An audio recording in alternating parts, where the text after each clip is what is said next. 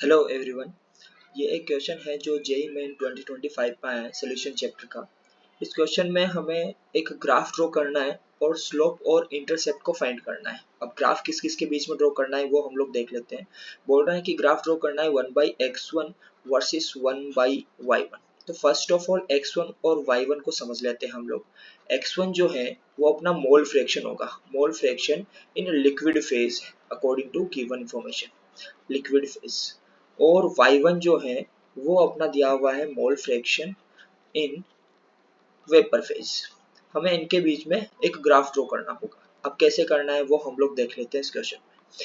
तो first of all हमें y1 का यानी वेपर फेज में मोल फ्रैक्शन का फॉर्मूला पता होना चाहिए, जो कि कुछ इस तरह से होता है कि y1 इक्वल टू होता है अपना p1 divide by p total. अब P1 को हम लोग राउल्ट लॉ से लिख सकते हैं बेटा, P1 not x1 mole fraction in the liquid phase of first component, और टोटल के लिए P1 not x1 plus P2 not x2 हम लोग कर सकते हैं।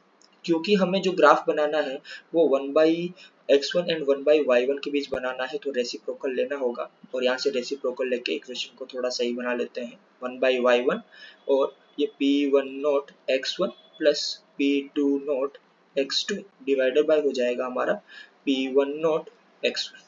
थोड़ा और सिंप्लीफाई करने पर हमें इक्वेशन कुछ ऐसी दिखने लगेगी 1/y1 और यहाँ पे ये 1 टाइम्स प्लस P2 नॉट। अच्छा, x2 को मैं x1 के टर्म में कैसे लिख सकता हूँ? हमें पता है कि x1 plus x2 equal to क्या होता है, 1 होता है। तो मैं इसको लिख सकता हूँ 1 माइनस x1 डिवाइडेड बाय यहाँ पे लिख सकता हूँ, क्या लिख सकता हूँ, P1 नॉट और x1 लिख सकता हूँ। थोड़ा सिंप्लीफाई करते हैं और भी ज़्यादा इक्वेशन को। तो सिंप्लीफाई करने पर हमें इक्वेशन कुछ ऐसी दिखेगी। यहाँ पर लिखते हैं इधर 1/y1 will be equal to 1 plus, और यहाँ पर मिलेगा हमें P2 not upon P1 not x1 minus P2 not upon P1 not हमें इक्वेशन दिखेगी।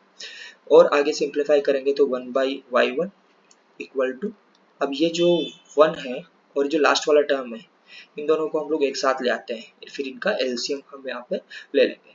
अब एलसीएम लेने के लिए दोनों को साथ लाना होगा, तो हमें इक्वेशन कुछ ऐसी दिखेगी 1 minus P2 not upon P1 not plus P2 not upon P1 not, और यहाँ पर आ जाएगा अपना x1। थोड़ा और आगे लिखेंगे तो 1/y1 equal to P1 not minus P2 not divided by P1 not plus P2 not upon P1 not x1। अब क्वेश्चन में तेरा ध्यान से देखो, हमें जो ग्राफ ड्रॉ करना है ना वो 1/x1 और 1/y1 के बीच में ड्रॉ करना है। और याद रखना, ये जो आगे लिखा होता है ये y एक्सिस पे लिया जाता है, और जो पीछे लिखा होता है वो लिया जाता है x एक्सिस पे। ये फंडामेंटल होता है किसी भी ग्राफ को ड्रॉ करने का। जो पहले लिखा हो उसको y एक्सिस पे ले लेंगे, जो बाद में लिखा हो उसको x एक्सिस पे, और हम कोशिश करते हैं कि y is equal to mx plus c जैसी कोई इक्वेशन बन जाए। तो इसके लिए हमें क्या करना होगा कि 1/x1 को LHS में लाना पड़ेगा। तो हम क्या करते हैं, यहाँ से फिर से इक्वेशन को थोड़ा रीअरेंज कर लेते हैं, और रीअरेंज करने के लिए हम लोग x1 को LHS में लाएंगे। तो हम लोग ऐसा कुछ लिख सकते हैं कि P2 not upon P1 not x1 will be equal to 1/y1, और ये उधर जाएगा तो minus P1 not minus P2 not divided by हो जाएगा P1 नॉट। अब जो y होता है अपना, इस तरह से y वर्सेस x में जो y होता है इसको अकेला रखना है, तो हमें पूरी इक्वेशन को मल्टीप्लाई करना पड़ेगा P1 not by P2 not से, क्योंकि हमें इस टर्म को हटाना होगा यहाँ से। तो इसके जस्ट रेसिप्रोकल से मल्टीप्लाई कर देंगे, तो 1/x1 इक्वल टू हो जाएगा अपना P1 not P2 not 1/y1, ये x1 था यहाँ पर, ये y1 आ गया। और यहाँ पर इसको अगर मैं प्लस लिखूँ तो plus P2 not minus P1 not, और इस जगह आ जाएगा अपना P2 नॉट मल्टीप्लाई करने पर।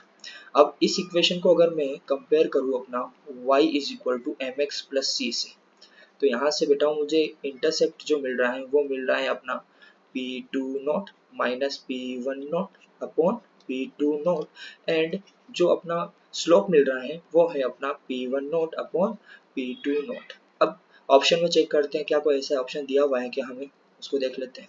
तो ऑप्शन की अगर मैं बात करूँ तो ऑप्शन 2 गलत हो गया, ऑप्शन 3 और 4 गलत हो गया, क्योंकि P2 naught upon P1 note दिया है। अब फर्स्ट एंड थर्ड को हम लोग कंपेयर करके देख लेते हैं। फर्स्ट में स्लोप सही है थर्ड में भी, और कंपेयर करते हैं इंटरसेप्ट को। तो ये दिया हुआ है अपना किस में करेक्ट दिया हुआ है, फर्स्ट वाले में। तो दैट्स वाई इसका फर्स्ट करेक्ट आंसर हो जाएगा। Thank you so much.